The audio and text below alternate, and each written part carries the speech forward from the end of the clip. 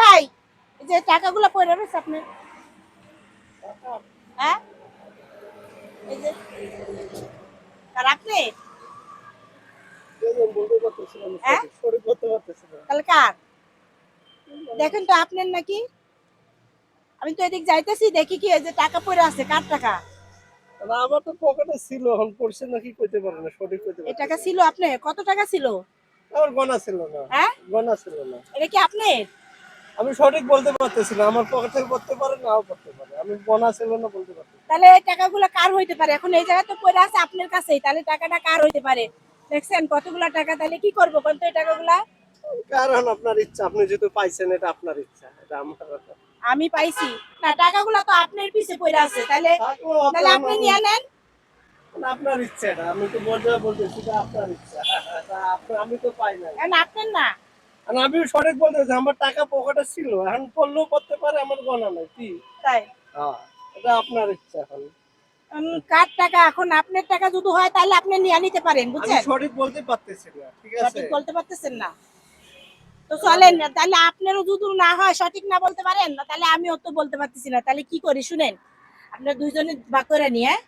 না, এটা আপনার ব্যক্তিগত ব্যাপার। হ্যাঁ এটা আপনার ব্যক্তিগত ব্যাপার, এটা আমার ব্যাপার। মানে না না যার হোক, টাকা না, সঠিক হোক সেটা মানে না। ভালো টাকা, ওদিক যাইতেছি দেখ পিছনে পয়রা আছে টাকা, বুঝছেন? তো বলতেছি যে টাকাটা কি আপনার? বলতেছে আমার পকেটে ছিল, হয়তো পয়রা গেছে, বা আবার বলতেছে আমার না, আবার বলতেছে আমি সঠিক বলতেছি না, আমি সঠিক সঠিক না। বলতে পারতেছে না, বুঝছেন? আমার তো টাকা আমি পকেটে বলতেছি, ছিল, ঠিক আছে? হ্যাঁ আমি পড়তেও পারি, নাও পড়তে পারি, আমি ওটা কিভাবে তো বলবো? আমি বলতেছি যে হয়তো কেউ দেখে নাই, দুজনে ভাগ করে নি না, কেমন হইব কান্ত ভাইয়া?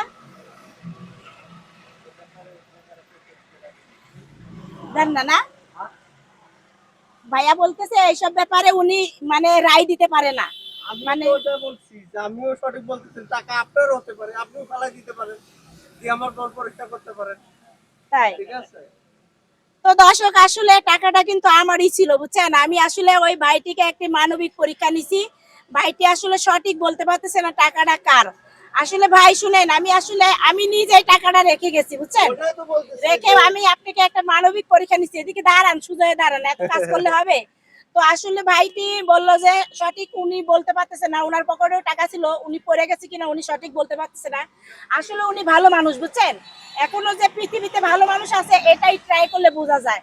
তো ওই যে আরেক ভাইও বলতেছে, ওই ভাইকে দেখা দাও, ওই ভাইও বলতেছে যে আমি বললাম যে ভাইয়া এখানে টাকা পড়েছিল, তো ভাইয়া বলতেছে সঠিক আমি বলতে মানে এই রায় দিতে পারবো না এই টাকা।